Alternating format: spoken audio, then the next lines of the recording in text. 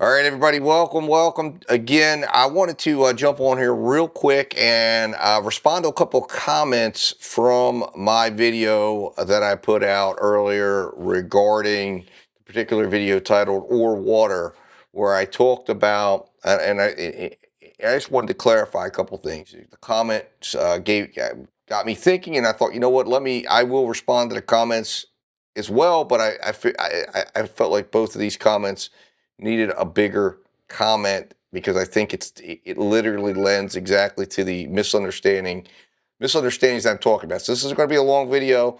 But we're gonna respond to these two comments, and I'm going to start doing more of this. So if you put a comment up, you never know, you may see a video pop up, and it may be a direct response to your comment. Not going to put anything up here, don't go in there and put anything controversial or anything like that. But if it's a good point that you make or something, or some question that you have that might be something that I think is speaking to a larger audience, you might end up here. So anyways, here we go. Let's get it up here. So here's the comment right here. There's two comments there, and it is the one by Taken Seriously and Mimi's in the House. So I'm gonna take on both of these because I can answer both of them. But the first comment is, should have just called the police. To pursue someone and shoot them in the back is reckless to me. And then the next comment is, this video is my only exposure to the case. Based on information and assuming the kid did in fact have a gun, what are we left with? Someone who didn't commit a crime possessing a gun on public property. If the kid leaves the store without taking anything, a crime hasn't been committed, right? And all of those are valid points. Both of those are valid points. But what I want to make sure that we expound on in this, because this is the important part, that and this is kind of the quagmire this case leaves one with, and this is why what we had in this case is they went after the simplest way to resolve the case, and that wasn't necessarily the best way to resolve the case, because the issue at hand in this case, it's not as simple as, and this is what you have to separate. Again, and what the jury finds on this point is going to be what obviously what the jury finds, but what the evidence appears to suggest, based on what I've seen so far, and I've seen nothing to dispel this, and this is a very, very, very, very, very big deal, is Mr. Chow himself did not confront this young man in the store. Mr. Chow did not accuse him of stealing water. Mr. Chow was not involved in that process at all.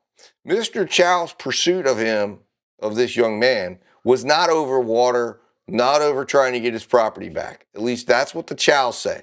And the state must prove beyond a reasonable doubt that in fact is not true.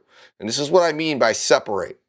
Both of those comments seem to focus on the idea that Mr. Chow was in the store, was attempting to recover stolen property, and that this was a stolen property recovery gone wrong that resulted in possibly this young man pulling a gun out, and Mr. Chow has to defend himself, and essentially looking at this from that perspective. That is not the lens that the defense is asked or is saying it needs to be looked at. And that is not the lens that from day one, from moment one, that the Chows are asking it to be looked at.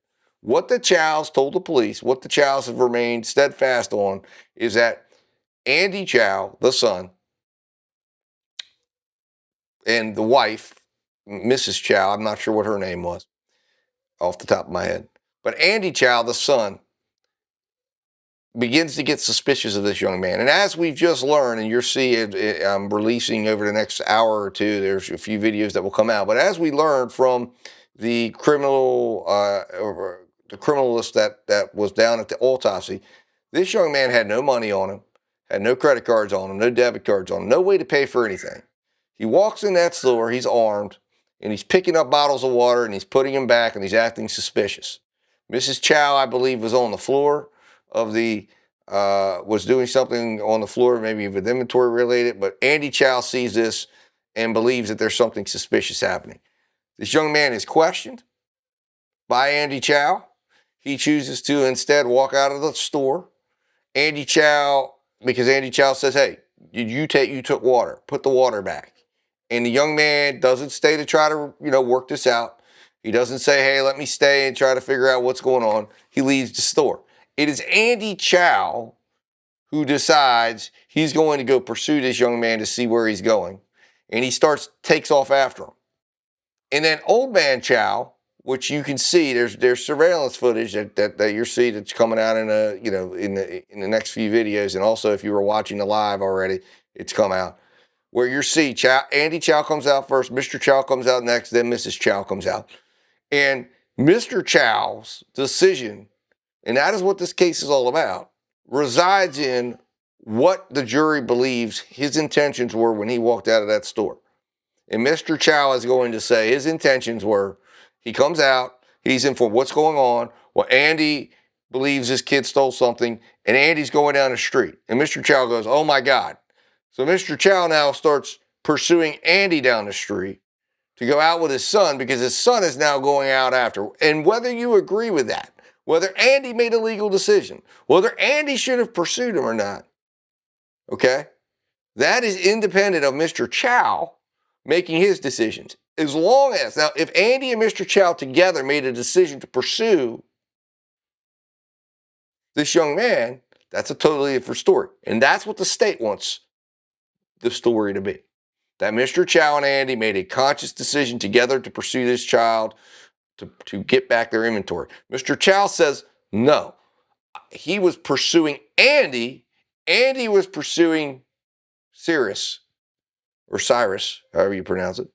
And that was the order of events. And if that is the order of events, then what happens 139 yards from the store, okay, is where Mr. Chow begins and enters. He's not involved, and he has not given up any rights to defend himself at this point, or to defend his son, because he's still figuring, okay, I'm going out here I'm in pursuit of my son. I'm trying to monitor the situation that my son has now created in his decision making. And suddenly they're at that point where all of this unfolds. And Andy Chow, hands raised, says, oh my God, he's got a gun. And he starts backing up. And old man Chow, based on what, he says, based on what the defense says occurred, says, okay, put that gun, drop it. And the kid doesn't drop it, and boom, he fires a shot, and then he falls. Now, there's been testimony that he's got a shin injury, which is consistent, which the state says is consistent with the idea that this kid was falling on the ground when Mr. Chow fires that shot. But the question you have to ask yourself is this. When you see the footage of Mr. Chow leaving, and you see the stills that he's still got his gun in his holster, why would Mr. Chow just decide to gun down this young man outside of his store and shoot him? This is the guy who has invested, as you're also here, thousands and thousands and thousands of dollars on a security system that is made to identify people. He's got a list of Hall of Shame, okay? He's got a way of dealing with this. It is not that. What this screams of is young, stupid, dumb decision-making, dumb impulsive decision-making of his son. Old man Chow now is dragged into this. And then the unthinkable happens. Andy Chow says his kid's got a gun. The kid draws the gun, and a 14-year-old, and a convergence of all sorts of dumb youngness converges right out there on that block. And now Mr. Chow is sitting in a courtroom fighting for his life because of the stupidity of two young kids. Andy Chow for pursuing this young man because he's going to go after him and because he thinks. That's Andy Chow doing that, not Rick Chow. And then the young kid who's walking around with a firearm. And then Rick Chow, who's put in a position of having to decide, do I let this kid shoot my son, or do I take him out? And he fires, and now he's where he's at. That is what happened. Starkly different than what the comments right here are understanding. And I'm not criticizing the perception. These comments speak directly to exactly what the misunderstandings are that come up in a case like this. And I'm glad they commented, and I hope they comment again, because and I hope this clears up why their perception and the perception of what is alive. And I would encourage everyone to go to justiceisaprocess.com and read the background report. Also, we did coverage of all the testimony yesterday. We will continue to do that today as well. But I would encourage you to read those documents, read both of those posts. If you're not a member, join, because you can get access to the case notebook where you will see lots of good, you have access to full breakdowns of the aggressor law, stand your ground, background reports, and all the daily transcripts that you can read and watch and chat with. And most importantly, you can chat with Justice AI. Talk to Justice AI and ask them your own questions and get a better understanding of the case. The best way to cover a case. And the case is complicated as this, with all of the laws, with all the things, with all the possibilities. This will help make sure you're understanding what you need to understand about the case, because there's a lot to understand. So with that said, guys, I hope this clears some things up. Let me know in the comments of this video, maybe you're ending up in another video, what your thoughts are right now about what I have to say about this. Let me know if this has cleared up any misperceptions for you. And if you were one of the lucky ones to be commented upon, give me some feedback as well as to how this helps or doesn't help, or whether you agree or you disagree. And as always, guys, let justice prevail, and I'll talk to you soon.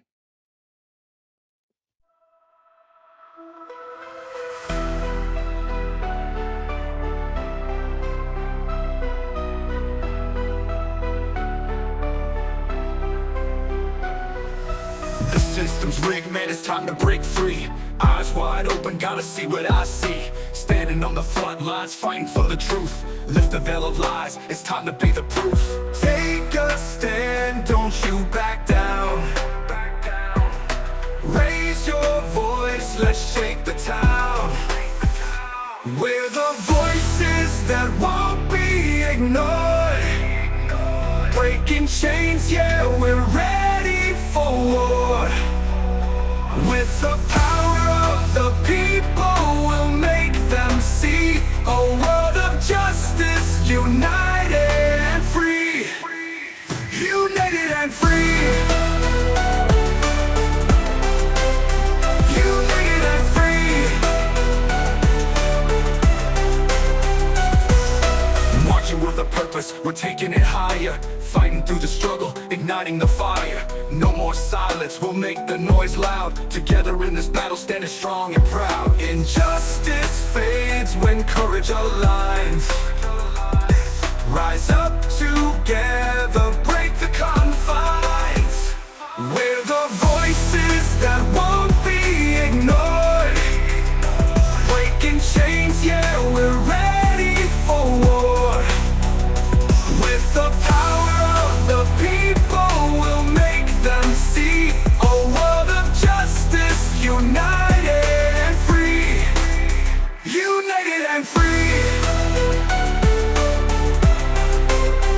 United and free. So rise up now, it's our time to shine. Together we'll write a new paradigm.